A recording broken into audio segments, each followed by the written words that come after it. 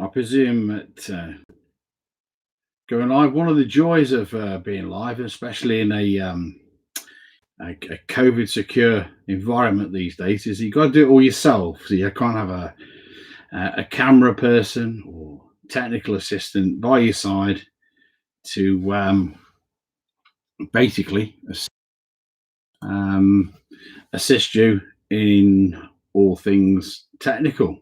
So the joys of live, hey, and here we are. So hopefully you can hear me. I hope you've all got a coffee, and yeah, just waiting for people to jump on board. Looks like we've got quite a few people queuing up as we speak just now. Yes, we have. It's going up and up and up. Oh, wow. Okay. Greg, you're making me nervous. There's plenty of people there. So, okay. Right. Yes. Yeah, I've got that one. Yeah.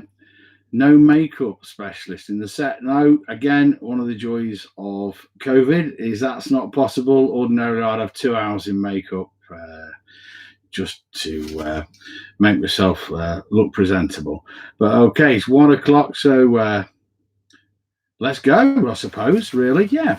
So anyway, welcome to the first in what we hope will be a series of live webinars, bringing me here exclusively from SMC Motorhomes, Newark, in the heart of the country, heart of the Midlands, just off the A1. My name's Peter, and now normally I'd be representing Globe Car for the United Kingdom. I work very closely with the guys here at SMC, and today they've asked me to answer some of your questions that you've sent in regarding all things motorhome or motorhoming or travel. There's such a variety. Actually, I've got a good bunch here. We'll go through those later. And again, because we've got to keep it in a secure environment, I've been treated to this wonderful Frankia Platinum Plus, proper business class lounge here. And yeah, so thank you, SMC, for this VIP treat you've given me presenting from this. Yeah, what a lovely, comfortable environment. So yeah, thanks again. So, agenda for today. Got some recent trade news for you regarding staycation. Hopefully that's going to be back on for the summer. We hope, anyway. Some SMC news regarding NECs going forward. Well, as we stand at the moment, let's not get ahead of ourselves, but as we stand at the moment, good news there. What's new in 2021 across all the brands stocked here at SMC? And then we'll go through your questions. Hopefully I'll be able to answer them in a satisfactory manner for you. If you, again, if you've got anything else, please type it in the sidebar. No problem. I can see the sidebar. I can see questions coming through. So, yeah, ask away. And we'll end with a couple of current offers here that in lieu of NEC that we all can't make this coming week. Normally we'd be in Birmingham doing a February thing, yeah, unfortunately we can't meet up with you all next week, but who knows what's ahead. But we have got a little bit of an offer for you, or SMC have, and they've asked me to just highlight that. So, recent trade news. Let's kick off with that one. Well, been watching some webinars, funnily enough, from the trade and from Auto Trader guys, and yeah, it would appear it's all great in the leisure industry at the moment. Dealerships are reporting that they're trading around 70% of what they would normally trade at this time of year, which is great news considering we're not really open to the public. Trading levels, the business owners are really optimistic. The stock levels of new and used vehicles are sufficient for now. However, the increase in the click and collect operations, which are becoming ever so popular at the moment, and include the guys are doing something here with that, they are having an impact on forecourt stock. So, in other words, physical stock that's on the ground, it's having an immediate impact on that. They are starting to get a bit lower. Some manufacturers, they're experiencing delays on chassis from, in particular, say Fiat, for example, and that's having a knock-on effect on future supplies. Now, so some vehicles will be put back a little bit, by a month or so. But my tip really is to ask your dealer what they have got physically on the ground, and if you want to get away this season, don't delay your purchasing decision. Just make it happen for you and your family. Really, and I mean that. Don't delay. Few people came unstuck last year with it. Because there was an extreme shortage of particularly used vehicle stock, but also new, particularly van conversions. Van conversions got snapped up quite quickly with people who are wanting a vehicle that's of multi-use. So if there's check out the websites of your local dealers, in particular give SMC guys here a shout. See what they've got on the ground, and don't delay that purchasing decision. It'll be super important for you getting away in a timely manner. Now, some SMC news. Okay, it's a nice segue from the previous one, I suppose, really. Here in Newark, they've got a great selection, and they're now offering something called the 4 Easy Steps promotion. So, easiest way to find out about that is to click onto their website, which is smc motorhomes.co.uk. And I guess now they'll keep that type of thing going on forever. It's really, really popular. It makes motorhome buying quite easy, and it's quite logical, really, to do it from a customer perspective, particularly at the moment, where you can buy and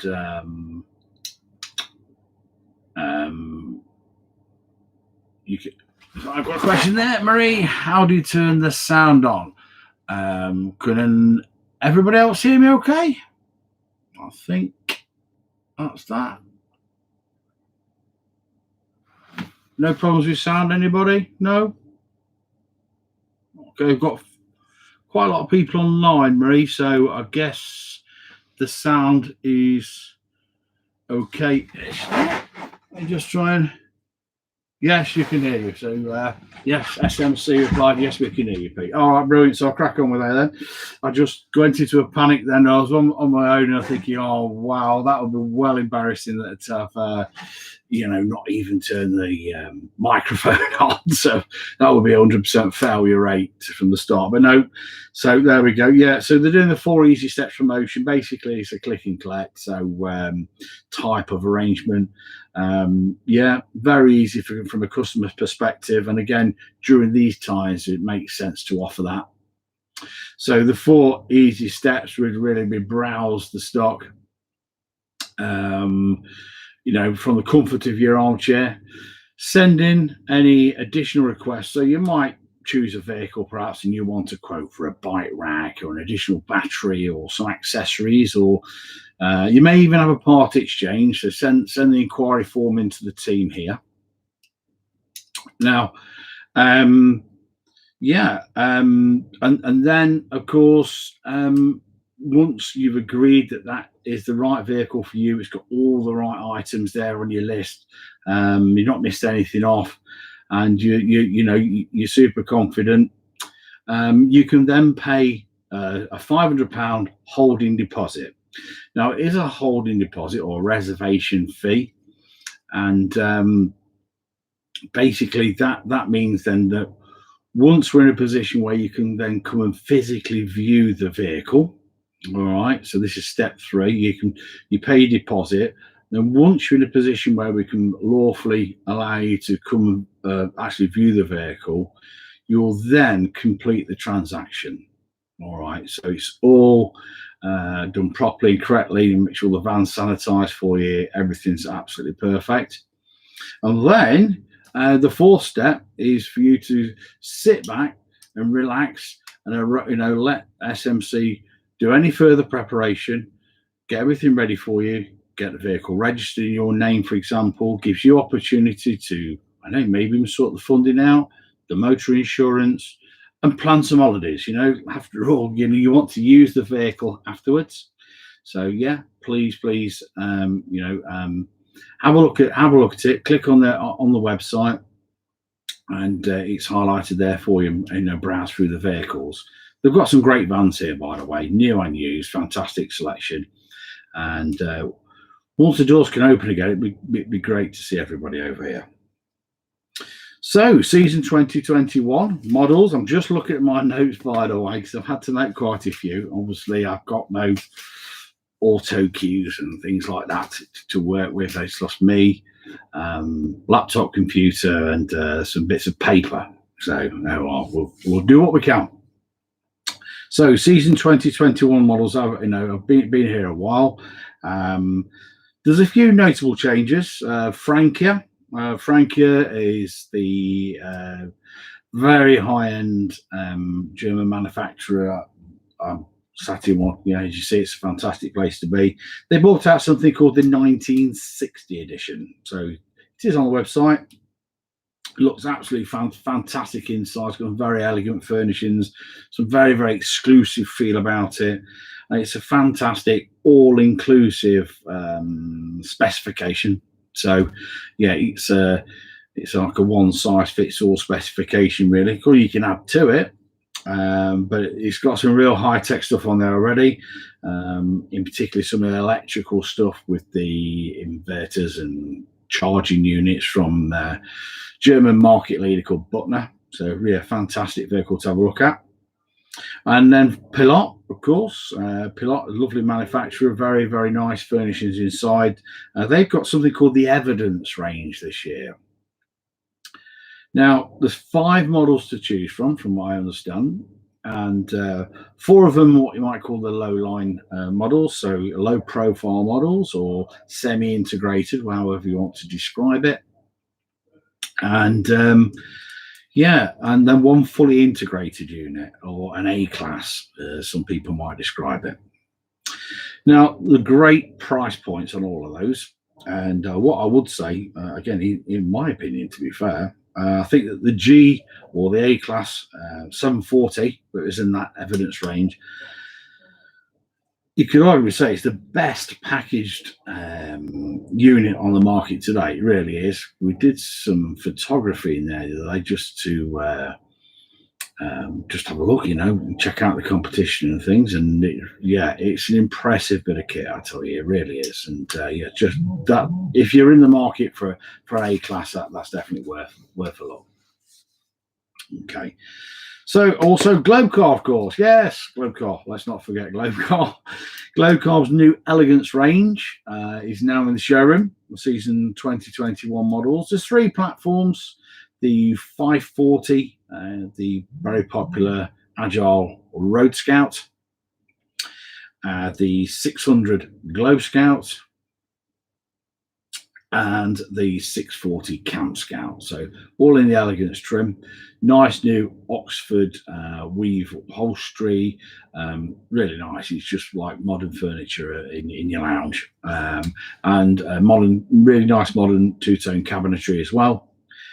Some new graphics, and they've all been ordered with a good, healthy amount of specification on there and choices of engine. We've ordered automatics, around about 50-50 automatic manual, because it's very, very popular. And we're very, very hopeful for the season here at Globecar for that range of van. What else we got there? The automatics in particular, that's a very important point. I forgot that. I got a little bit sidetracked there. I could see somebody through the window in front of me, I'll be honest with you. But automatics, it seems to be a growing market. Again, we have ordered about 50-50 automatics. So, but they are being snapped up quickly. So if you're in the market for an automatic panel van conversion this year, give us a call, or an email me directly if you wish. Peter@globecar.co.uk, easy one to remember. And we'll see how I can help you out with one of those. So let's go on to your questions. So anyway, thank you all so much for taking the time to send in a range of questions, to be frank. They arrange so well. And I'm just going to have a quick catch up on the board here. Let's have a look. Donna, sorry, Cartago models, we don't stock them here.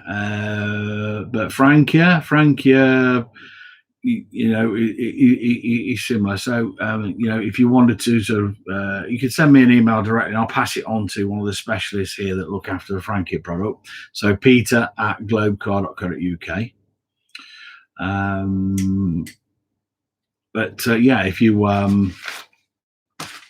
If you like, they can send you a comparable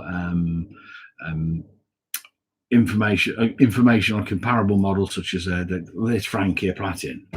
Fantastic vehicle, matches things in every way. So we got there. Oh, Marie. Oh yeah, you clicked on the cursor bar. Now you've got us. Yeah, fantastic. Yeah, Frankia. Yeah. So Donna, if you just type in peter@globecar.co.uk, I'll get one of the guys to send you some information on Frankia, which is in many ways it's a little tiny step up perhaps from a Cartago, but you can have a look at it and okay, we'll do that. All right, that's great. Keep the questions coming. That's what we like. That's what we're here for. So yeah, thank you all. You set a good range. I mean, without you interacting in this way, you just get a boring monologue from me. So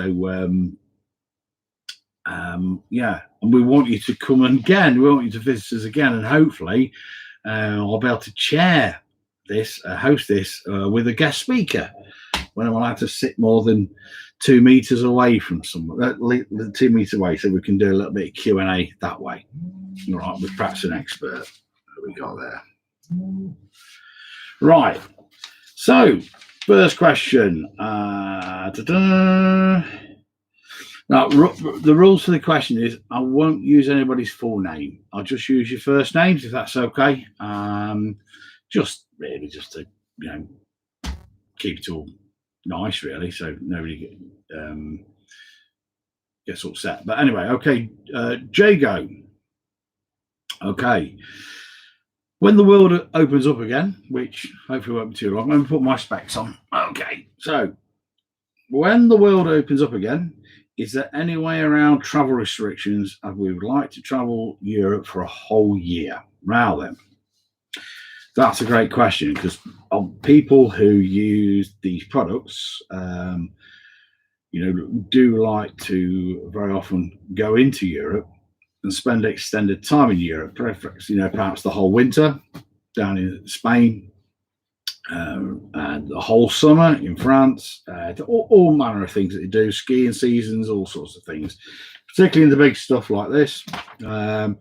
People, they live 6-8 months in Europe and then just come home for a short time just to see family over Christmas, something like that. So there's lots of new factors, and I've done a little bit of homework on this. I didn't get so much time because it was a question that came in quite late.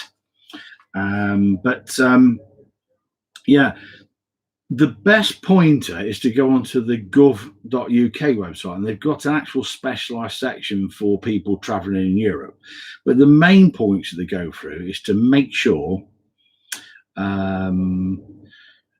that you've got at least 6 months on your passport, okay, that you've got adequate travel insurance, that's important, that you've got your correct driving documents with you at all time. Now, that may include, in some countries, actually having the V5 document for your vehicle to prove that you own it. So just check that out. Well, another good source is the RAC, by the way. They're very helpful to me in a previous life. Health insurance card. Make sure you're registered for this new type that cover you. So if you did have a need for medical assistance whilst you were in Europe, you are still covered under a two-way agreement that we have with the EU. They've not abandoned us completely. A green card as well. A green card will be important, obviously, for your license and also your own insurance. So make sure you ask your insurance company for a green card to make sure that your cover's valid whilst you're traveling over there. Now, again, and Nigel has actually just asked the same question.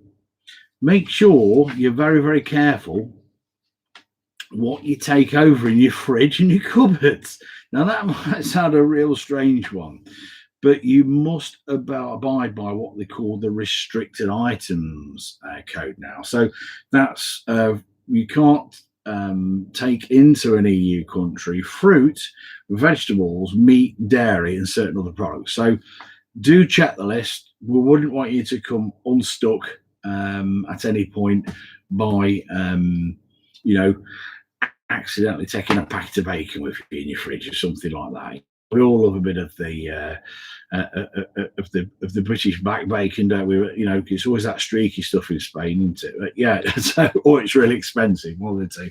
But yeah, do be careful. We won't want you to become unstuck just by accidentally smuggling a banana or something like that. So just do that. All right. So, what we got there, Kevin? I asked a question earlier above. Okay, what did we ask, Kevin? Sorry.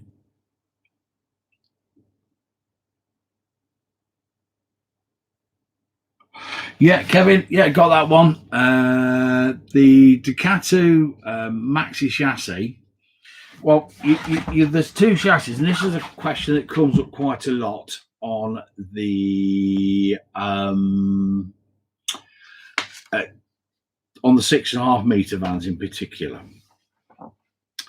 What we do generally for Globcar is when it's a 6.5 meter van, not always, but generally we'll order it on the 3.5 ton maxi chassis.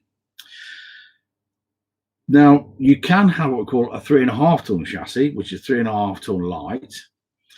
The 3.5 ton maxi has upgraded brakes, a 16-inch alloy wheel as standard, and where the wheel arch is, it's it's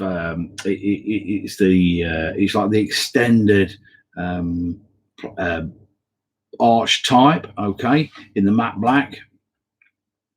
But also the suspension is slightly tweaked as well, so it is slightly heavy grade. Now that would be, as a 3.5 ton maxi, that would be plated at 3.5 tons. And you're quite right, you can have that up plated. Now you can have it up plated to 4.1 tons if you wish to, So there are, if you've got the correct license, for example, you've got a C license, the same as myself, then yeah, no problem at all. But just worth checking that your categories on your license are all in order if that's what you want to do. It does have the advantage as well of being able to tow slightly heavy, so you can tow up to 3 tons with that one. That's another plus for a maxi chassis. If you're buying a 6.5 meter Globcar, of course, we generally order them more on a maxi as it is. So it's you just have to be careful. But yeah, it's got bigger brakes, slightly upgraded springing, and it's a good feature. So you can have it at a 3.5 ton, and then at a later date, you wanted to upgrade it to 3.8 or 4.1, whatever your needs are, then that can be done as well. So I hope I've answered that. It is a commonly asked question, and we have actually got some training materials. If you wanted a copy of that, you're more than welcome to have that. So okay. So going back to the Europe thing, sorry, I got sidetracked there. You're allowed to spend 90 days in a 180-day period.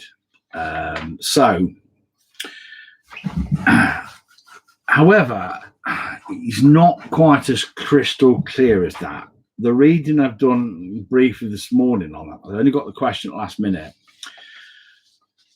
Certain countries, if you visit Romania and Croatia, I think, and Cyprus, you the night, if you spent 90 days there, that wouldn't come off your 180 days allowance, say in Spain or something like that. It's worth just having a deeper look at that and go on the Gulf website. They're very, very good. And but it would take a little bit of studying. So your journey planning for a longer period of time than 90 days, swapping countries and etc., you'd have to be super careful. And I suppose in theory, doing the maths, you could spend an extended time in Europe, but it would mean doing a bit of chopping and changing here and there.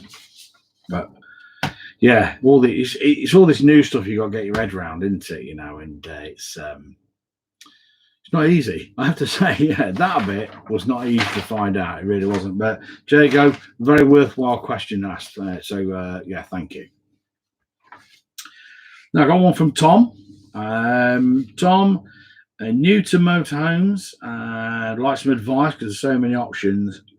Accommodating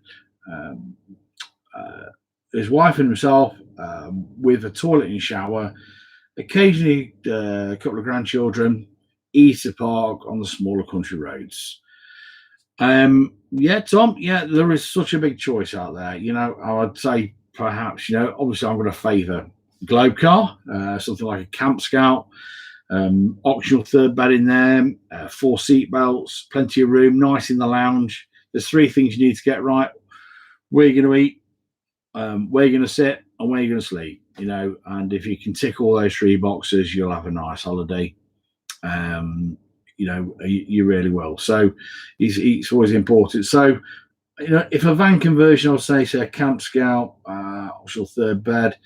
Looking at other makes, just make sure that it's got 4 seat belts. And this is sometimes where you can fall a little bit foul, really, is that there may be quite a large dinette and a dining area, a seating area, but there's not 4 travelling seat belts.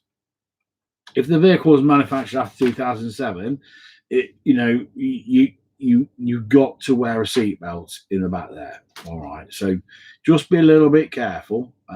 Make sure there are those travelling seatbelts, so it's really it's worth its while. Okay. Other ones I will look at would be something like a van conversion with a pop top. Now, not like I don't know, a sporty Volkswagen type one, but something like a Globe Car with a pop top. You know, something of that nature. So you've got good sleeping arrangement there for the grandchildren. The children love sleeping upstairs, don't they? Let's face it, you know, it's like a little adventure for them. So, yeah, you know, have a look at that.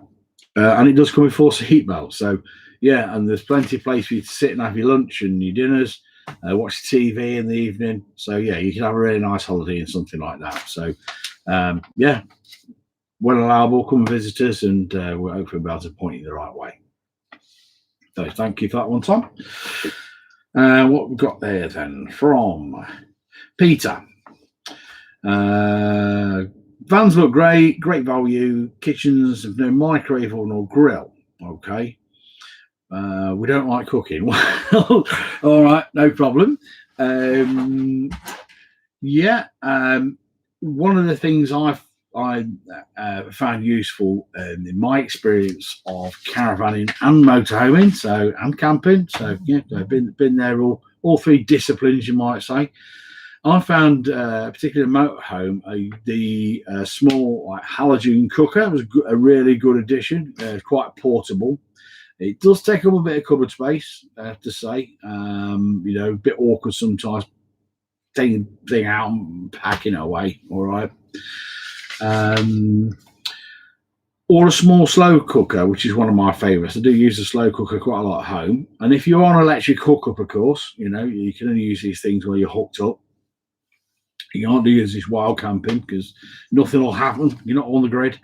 Yeah, slow cooker's a great way of making a lovely meal. You know, enjoying your day out.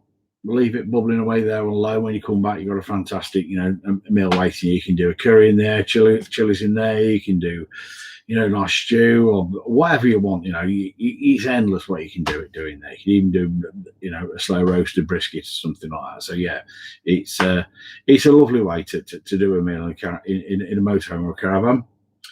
Or you can do as well have an outdoor barbecue point fitted your motorhome or camper van. And really popular is the Cadillac Chef range or something of that nature. I'm sorry to use the Cadillac brand, but used it many times. So they do a good range and different attachments and bits and pieces like that, so you can cook a nice healthy meal outdoors. And it's always a favourite with children and friends and things like that. And when the weather's nice, there's nothing better. So there we are. So thank you for that one, Peter. Now then, here's an interesting one. It's a very slight different change direction completely from Elaine.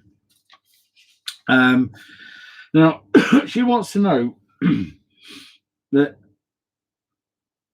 whether it's advisable to leave your handbrake on for a long period of time, or not to leave your handbrake on, rather, whilst parked up. Now, whether to park it just in the park position on her automatic. She has an automatic. Because she's been advised on good old Facebook that to leave the handbrake off with chocks to stop it seizing. Well, Elaine, I would always advise to park your vehicle with the handbrake on. From the description you've given, you'd actually park on a very slight slope. So, always leave your handbrake on, in my opinion. Absolutely. I don't do anything to chance your motorhome, particularly when it's parked up for a long period.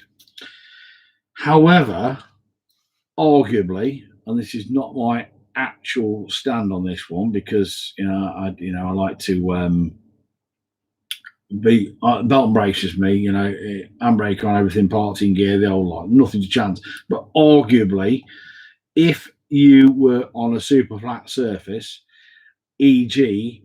in secure caravan storage, the vehicle can't move and you're in the park position and you've chocked all four wheels, and it will be all four wheels, and you need to really test this to the nth degree. Yes, I get the worry about your rear brake drum seizing on. If you were wanting to park it up over the whole of winter, then arguably you could say, in the park position on an automatic with all four wheels chocked on a perfectly flat level surface, arguably it could say it's not going to come too much grief. Okay. That said, I still put my handbrake on, and I just make sure that I go back and visit my vehicle to do my winterization stuff anyway, which needs doing, just to give my vehicle a check over, make sure nothing's, make sure the taps are open. I've done all my little jobs there that need doing. So, and work the handbrake a bit and give the vehicle a run up. It wouldn't hurt to do that. So, and get it moving, etc. So, my standpoint is handbrake on. But arguably you could, if it was perfectly level, secure storage, it's not going to come to any grief with all four wheels chocked and you're in the park position. Okay. Not perfect, but there we are. So thanks, Elaine. So I'm not been very helpful to you, but I've had a go. There we are. Okay, Denny. Again, Denny would like a 3 or 4 berth van. Smaller than 6.5 meters, automatic, sleeping configuration, allows a person to get up at night without disturbing the other. Now, we've come across this quite a lot, actually. Whereas, with like transverse beds, French bed, some of the bunk arrangements, it's impossible to get out of bed at night without disturbing the other. So the only way to do it is it's not perfect, but twin singles, so there are those layouts available now. But a shorter van, an agile van. So I would say in the van range, I'd go something like the Globe Car Camp Scout. Lovely, super comfortable van. And yes, you can get in and out of bed if you're careful without disturbing your partner. And the Summit 640 is the same layout, and the Summit 640 Prime. All right. Does have an extra bed arrangement in the lounge. and you could then put a microwave or some like the halogen or a slow cooker or something that help you with extra cooking capacity in one of the large cupboards. Other than that, in the what we call the compact range, so this is like a slimline semi-integrated, can now do something called a cracking. It's a cracking van actually. I really like it. It's called a Vanti. It's a 650 meg. Again, twin single beds there over a garage, nice and well equipped. Slightly bigger kitchen than you find in a panel van conversion. A slightly different layout at least, and but very similar on the layout. So in a lot of respects, a similar vehicle, but in a slightly different disguise. So you look out for it. It's called the Vanti. It looks like a small semi-integrated vehicle, and it's called the 650 meg. So that's a belting little van. That is. It really is. Now, if you're looking again for say a low line or something with with a Lutony top as well, an extension there. Couple of options for you, and if you needs to be smaller than 6.5 meters, I have to say your choice is quite limited. Let's have a look. So I'd go for perhaps a Nuevo, Auto Sleeper Nuevo, something like that, yeah, or a Broadway EK. Two cracking layouts. Yeah, you can sleep separately. There's room for for others as well. So yeah, a few options for you to go out there. So thanks for that, Denny. Terry's asked, thinking of installing lithium batteries. And would you need to install a battery-to-battery charger? And would it be compatible with the current wiring electro block? Well, on this one, I've actually referred you to our technical department. They're my understanding, and it's only my understanding. I'm not a trained technician, but I know that if you are going to switch to lithium, and if you've got two batteries installed at the moment, you've got to buy two identical lithium batteries to replace the two batteries you've got. You can't mix and match. The batteries have to be identical. So, in every way, so that's you can't mess around with this. Apparently, it can be expensive if you get it wrong, but it is a substantial investment. So have a look into it. If you want to, Terry, I'll get the technical guys to sort of converse with you directly on that, because your needs might be very slightly different to do with the capacities and things. So I just rather they answer it. I'm not trying to skip out of it. I just rather they answer it from a safety point of view, if that's okay, Terry. But it is a good question, because lithium batteries are going to become more popular. Right, let's have a go. David, yeah, good question. What's the lead time on a new Globe car? Woo! Nobody wants to buy a new Globe car. Brilliant.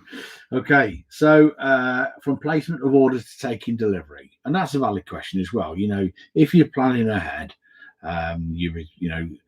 these things take a lot of consideration. It is a princely sum that you're investing into a new vehicle, so we understand it. It's important that you make the right planning.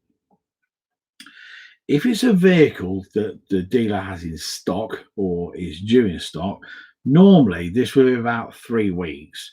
And the reason it's 3 weeks is that depending on the month, it can be variable with the workshop capacity and the handover capacity and the administration side of things to get the vehicle prepared to the standard you'd expect. So we don't like to rush things. Nobody likes to rush things through. They just like to get it as perfect as they can do, first time round. I think that's really important. So if it's in stock, allow about 3 weeks. So if you want to get away for Easter, if we're allowed, come Monday, Boris says, yeah, you can all go away on holiday for Easter, you need to place your order now. So it's as easy as that. All right, no worries. If it's a fresh order, you would now be looking at a 2022 vehicle. So if you were wanting something very, very, very specific, you've been online, you'd seen some options and bits and pieces that you wanted, very, very specific to your needs, you'll be looking now around about September, October time. All right, so just after the summer's finished. But that said, we do have another option for you, and that's to modify an existing dealer order. Now, if there's a vehicle due to the dealership in, say, July, you do have the opportunity still to modify the habitation items within that vehicle. So if you wanted, I don't know, to add some sort of globe car option on there, you can do. The bit you can't alter is any of the Fiat options. The order book for Fiat closes months in advance, and you can't suddenly say, oh, well, I want that one, but in the automatic, for example. So you'd have to have what's coming. But if there was a habitation item like a third bed arrangement or something like that, then of course you can alter that, no problem at all. All right, so yeah, in stock straight away, near enough. New order September, October, modified order July, August, something like that. Subject to availability, what the dealer's got on order. Okay, let's have a look. Oh, here we go. I'll call him R because they're not put first name, just a surname. I as promised, I wouldn't say surnames. So let's have a look. Question: recently purchased Glow Cosmic Prime. The base vehicle supplies in German, and the Glow car manual does not include Cosmic Prime. 440. Can you tell me when the correct manuals will be available? Well, I've got some news for you. I presume it was the Peugeot. We did have a batch of vehicles come from Germany with on a Peugeot base, which is a slightly unusual one, I know, but anyway, that side. And they did come with the wrong base vehicle manuals in there. Good news for you, we have managed to get hold of some. We do have the Peugeot part in stock, so please get in touch with me and peter@globecar.co.uk, and we'll do what we can to get one of those out to you, expedite one of those out to you, not a problem at all. So, but thanks for bringing that up. All right, let's have a go. There we go. Another one called from Peter. It's not me. I'm not writing my own questions. Yes, there's a lot of Peters. Okay. Have a Camp Scout, which is fantastic. And on 2 occasions, they got stuck due to the near side front wheels slipping on the grass. Okay, because the vehicle, whilst it has sort of traction control, all those bits, it doesn't have a diff lock on it. All right. Now he's asked if there's any sort of solution similar to you might take around with you in your Land Rover. Obviously, your off-roading experience with Land Rover will be slightly different than your camper van, I have to say. Well, I hope. Don't invalidate your warranty.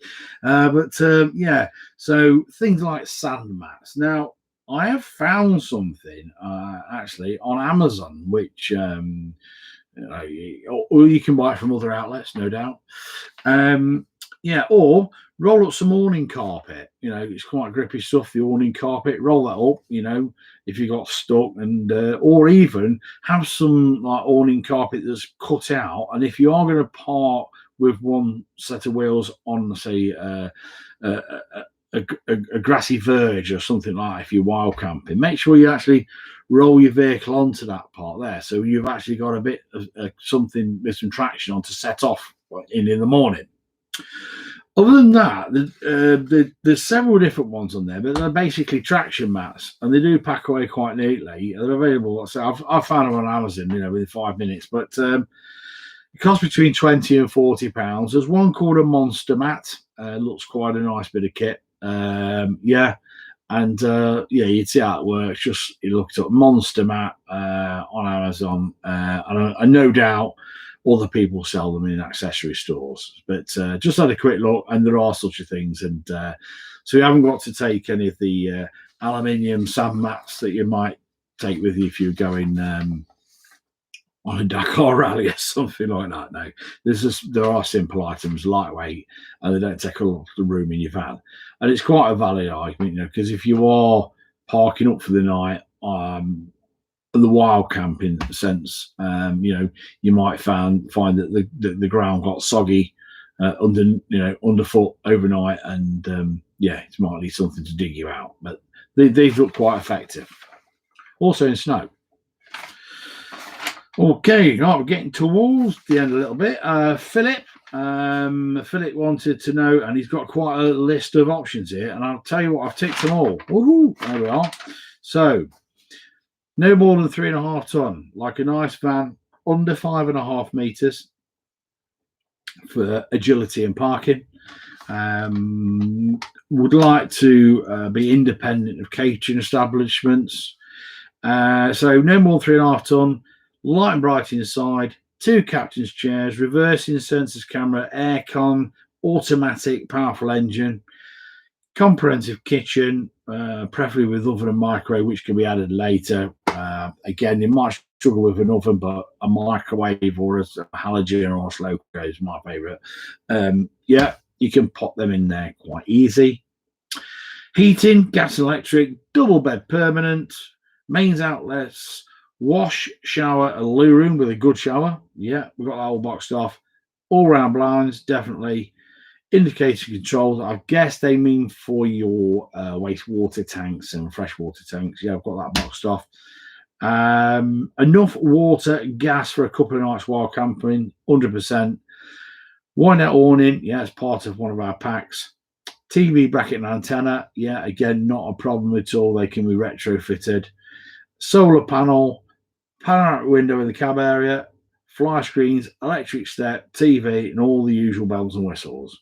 Well, good news, Philip. Got the vehicle for you. It's called a Globe car, Summit Prime 540. So, yeah, absolute gem of a vehicle. Very, very limited availability. So, yeah, if it's something you wanted to get away in this year, please give either SMC, Highland Campers up in Scotland there, or the guys down in the West Country, Highbridge, give them a shout. And I know all three of them have ordered them. They've not arrived yet, but they are on their way. So if that's the type of vehicle you want, you need to get your money on that one quite quickly, to be frank, but there we are. So thanks for that, Philip. Interesting, actually, he ticks all the boxes for a Summit 540 Prime. Graham, Graham asked us 4 questions, and I'll cover them quite quickly, so we won't go into depth on everyone. Are you missing the NEC? Well, yeah, I am. Yeah, I quite enjoy the NEC. February, obviously, this time each year, we're usually on stands, milling around the halls, meeting up with all our trade colleagues and friends and customers alike as well. Customers that come and visit us every year, hunt you down and say, "Oh, you know, good to see you again," and thanks for your help. And it's great to see customers again returning, and telling us all the stories they have about where they've been in the van that they bought from the last NEC. So it's quite interesting, again, meeting up with them year after year. So yes, I do miss the NEC, really do. And how good are the brands you sell compared to other bits and pieces? Well, Globe Car stands up really, really well. The brand itself is one of the market leaders in Europe. A very, very well-made piece of kit, where you might say warranty incidence is really, really low. It's usually down to a little bit of the pilot error, I call it, but there we are. Not always, but most of the time. But in terms of SMC, the brands that they sell here, Globe Car, again, super robust quality vehicle. Frankia, does it get better than Frankia? I mean, have a look around. Yeah, the way that the Frankia is screwed together is immense. It really is, and the kit that it comes is immense. So yes, that stands up really, really well against all competition. And of course, Knaus as well, well-known German manufacturer. Pilot as well, lovely, super, great pricing and great equipment, lots of all-inclusive spec. And of course, best of British Autosleeper. And Autosleeper, is arguably best of British. So, we're really excited to be part of a team here that sells so many great brands. And it's yeah, good choice as well. Nice for when the customers visit that we're not steering somebody to one particular thing. So that's grand. Now, the other question you asked, how do you view your competitors? Well,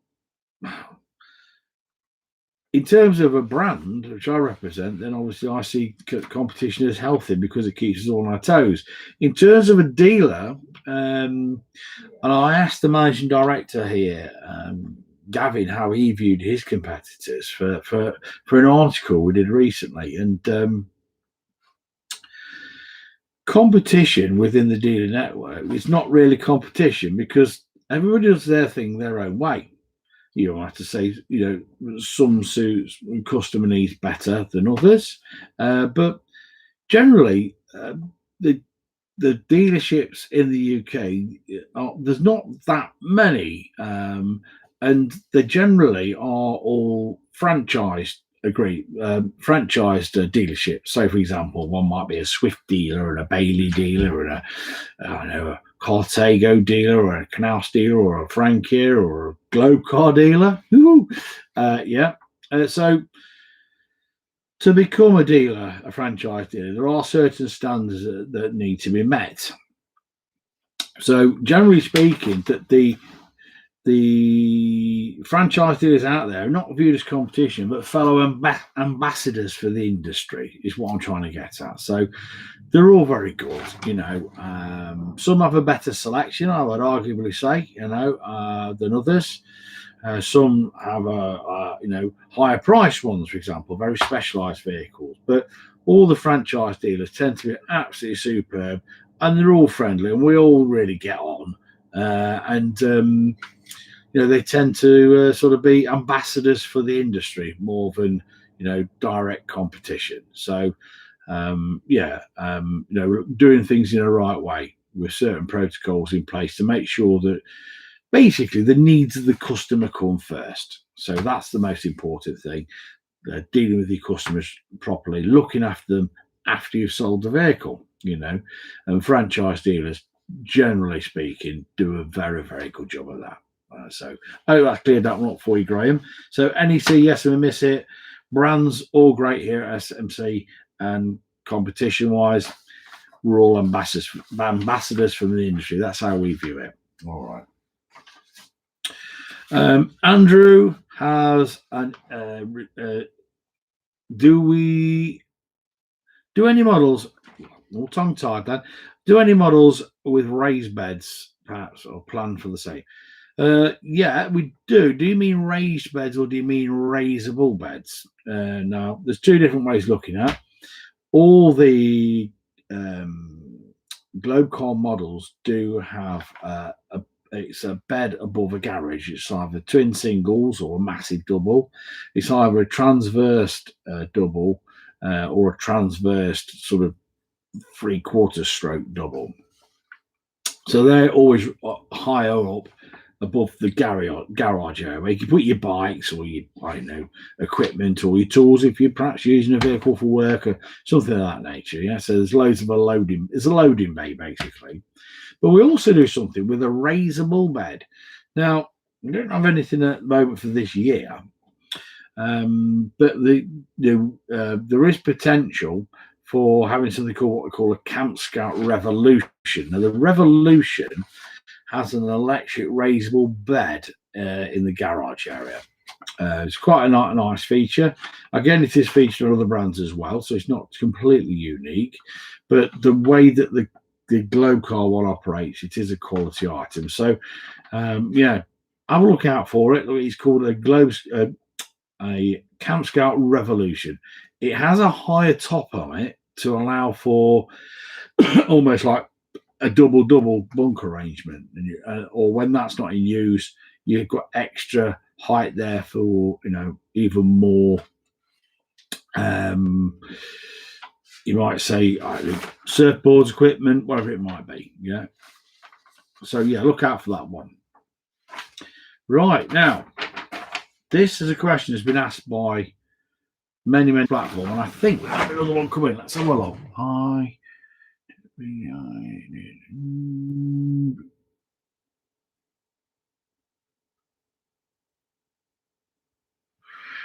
Okay. Oh, we've got anything there? No, that's fine. We cleared up those. So we go on to this long one. This is the long answer. All right. So anybody is interested in, like, the longer vision of the industry, and we've had so many questions for this, and in particular, I mentioned Simon, Christopher, and Steve, and Chris is a senior member of one of the larger, or probably the largest leisure industry organisations, and I'm just seeking some clarification of where we stand on electric vehicles. Electric vehicle question, I've called it, and a lot of customers have been coming to us, because you hear in the news almost daily regarding the government targets for switching over 100% electric vehicle manufacturing plans to 2030. And the sort of the doomsday clock's ticking to 2030 that nobody will be able to drive anything else. Well, I don't really think that's actually going to happen in every sense. It might be a manufacturing thing, but don't take it to read that's 100% correct. However, I've done a little tiny bit of research into it, and one of the concerns that we have as an industry is the availability. And what I mean by that is the availability of the base vehicle units on what we build all these lovely motorhomes.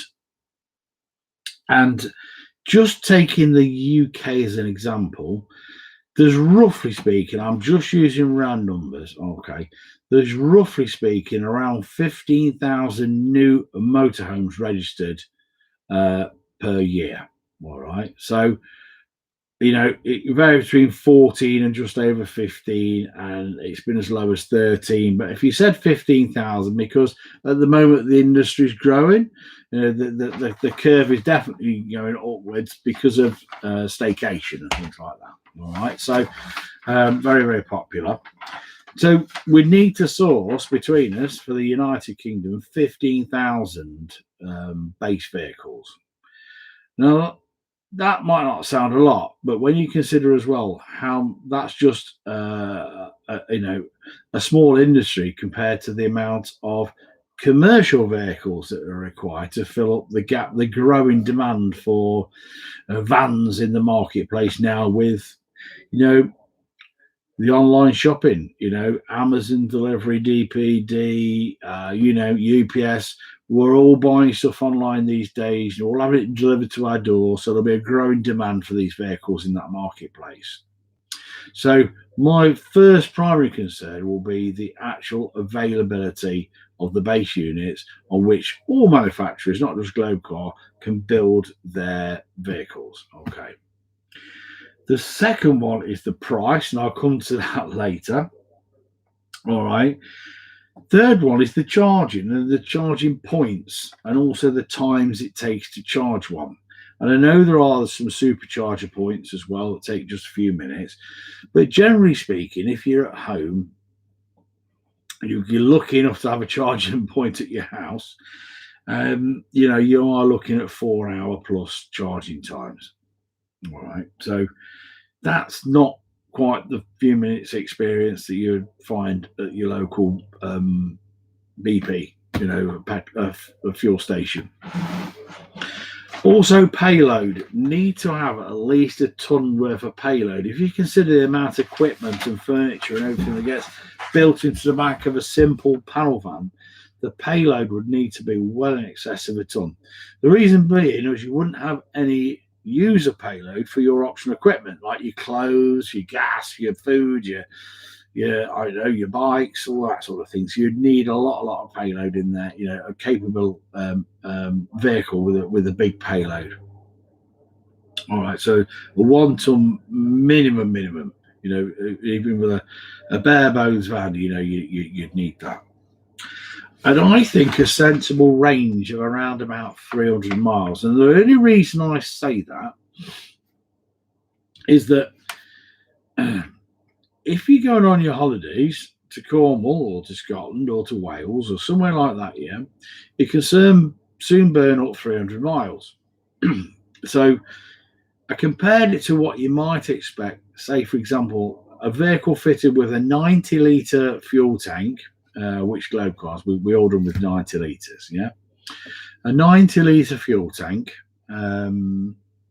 full, you might expect as a reasonable range. All right, just say it's a reasonable range based on that. Okay, so I'd just look at that. And also, in my opinion, that by 2030, I don't think we'll be a million miles away from hitting that type of criteria.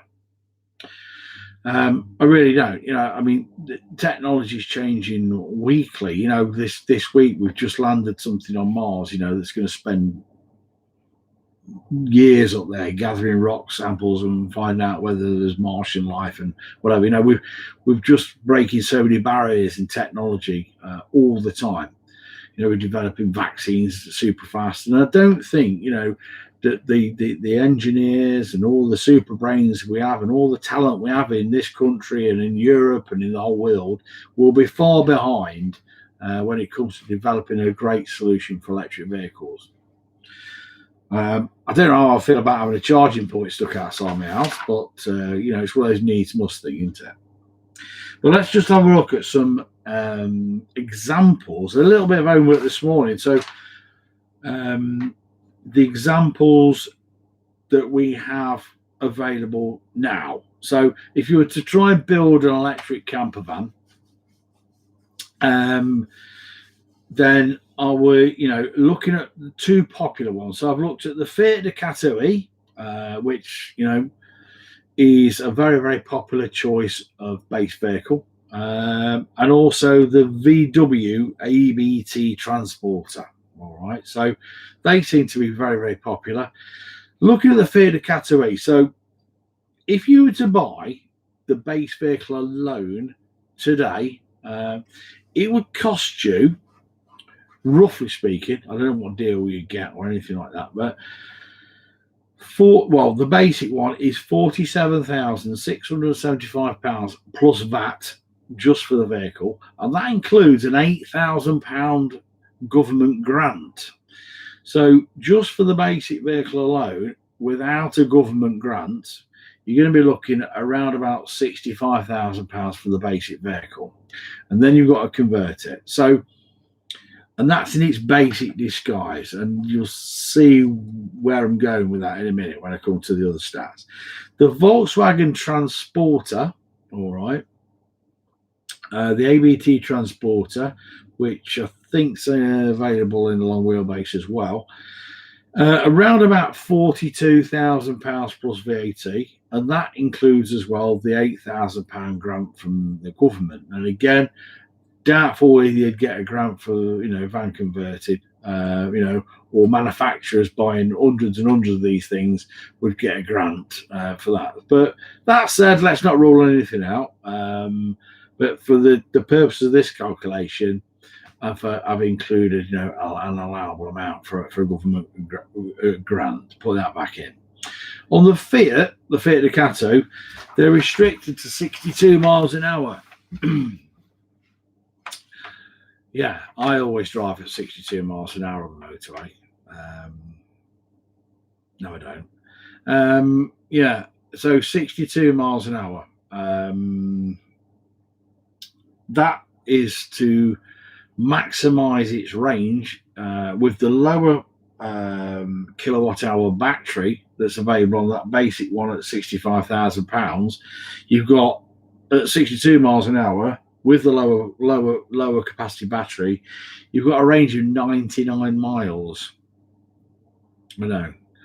So that sort of rules that out, in my opinion, at the moment. But the other option is you spend a bit more money and have a higher volume of battery, whatever you call it, higher capacity, storage capacity battery, and that will give you at 62 miles an hour and 192 mile range. But in both instances, you can't have any additional electrical equipment on. So you can't, you won't be charging your leisure battery. You won't be having your radio on. It even switches the aircon off to maximise the range. The air conditioning is off. I guess your heating has to be off as well to get that range, because there's no heat generated from your engine. So it's not ideal at the moment. But that said, there we are. And if you're charging from home or a standard charge point, you're looking at 4 hours plus for a charge. So again, once you've used up your 99 miles, you're stopping for a while. Okay, so let me just, I've got a little notification up here. Boom. All right, so it's not ideal at the moment, but I'm sure it will change. But yeah, that's the Fiat Ducato. Now moving on to the Volkswagen. Yeah, it gets better. That's restricted to 56 miles an hour. All right, so 56 miles an hour. Again, not many times I drive at 56 miles an hour on a motorway. Well, you get struck behind a lorry, of course. And it has a range of 82 miles. That's, again, not ideal. And the charge time on that is 5 hours, roughly speaking. Obviously, you can go to these supercharging points, but they're not everywhere. And, you wouldn't be able to perhaps have something like that stored at home. The other issue as well, we overlook this one for electric vehicles when camping, it is wild camping. And the demands on the electrical circuit of your vehicle when wild camping, you usually charge it up the next day when you're driving along. And of course, that's not possible. So it's not something at the moment, in my opinion, we can have a look at immediately.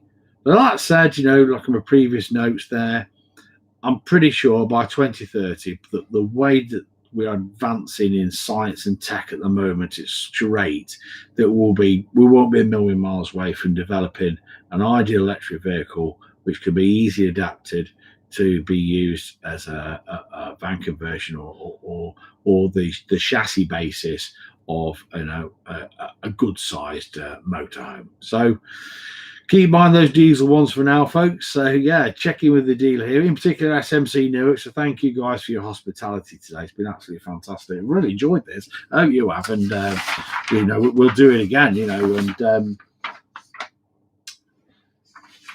I've missed something. The joys of live. Wow. Yeah. SMC have asked me to just put something out there to you. Anybody who's watching today or anybody who knows in the marketplace for a motorhome at the moment. Now, as I explained earlier, we're normally at the NEC this week.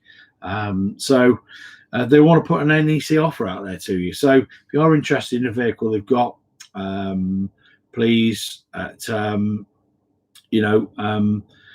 they'd like to offer you a free tracker for new vehicles purchased this week, which is normally the NEC period. So I think I'm going to take us around way up to next Sunday, something like that. So yeah, look out for it. We're going to be putting the offer on. My colleague will be putting the offer out there on Facebook and our other channels. So please look out for it. It's a great piece of kit. I think it's worth about £500-600, something like that. So yeah, any new vehicle ordered within that time frame, you do need to put on there the offer though, which is webinar 001 with your inquiry. All right, so it's part of the webinar offer as well. All right, so look out for that. Let's just check for a couple of last minute messages. I think I've got one here from Kizjims. Do not think the price of all types of motorhomes has gone over the top. Well, actually, that's a really great question. I enjoy questions like that, and I tell you for why. I was researching the market, for a vehicle for myself, and I actually purchased a van with obviously it's a well-known German brand of van with a row of seats in it and some fancy wheels and some nice graphics, with little else, so nothing else. That vehicle was £42,000. All right, it was a while ago. It was a company I was working for. So that's just the vehicle on its own. Now that didn't include a diner, a cooker, a fridge, a toilet, a shower, what else? A bed, 4 seat, the nice 4 dinette, a nice table to eat from, some nice soft furnishings in there, no insulation. It wasn't greatly spec'd. So when you top that up, and thinking what a van conversion might cost you with lots and lot of kit on it, the van conversions actually add up to great value for money. You can still use them to go to B&Q. You can still, take the family out for a drive. You can still do all of those things in it. And of course, you can have a shower and you go to the beach and you can go to the toilet if you need to, and have a lie down, all manner of different things. So when you stack it up, the van conversions do stack up very, very well as a second family transport or even normal daily transport. Also, I did a little comparison with one of the major manufacturers and their MPVs. It was a 7-seater, in other words. So something like, I'll say it today. It was a Ford S-Max, the top of the range one with all the bells and whistles on. And that was, again, £40,000. It was incredible. So obviously didn't have that. But when you compare that to, the average well-made camper, and again you can't take a shower in your S-Max, can you, after when the kids have got all sand on them and things, so make a cup of tea in there on a stove. When you stack it up against things like that, the campers actually are a very good sense, make good sense to purchase. One of the things as well with motorhomes and motor caravans that people often overlook, and it's always is with perhaps people that are quite new into our marketplace, is as an investment. Well, nothing's an investment, is it? Let's face it. But as a purchase, it's not the worst one you can make because the residual value or the resale values are always quite high. Now, if you were to buy a van or a motor car or something like that, a high-spec MPV, the resale values are nowhere near what you'd get back on a similarly priced camper or motor caravan. So just bear that in mind. The cost of ownership, if you like, that little bit in the middle, the difference between what you buy it for and what you sell it for, like on a car, that the gap is like that. On a motor caravan or a camper van, it's like that. They are not the worst thing you'll ever buy, in terms of its resale value. Really not. So I hope that answered that.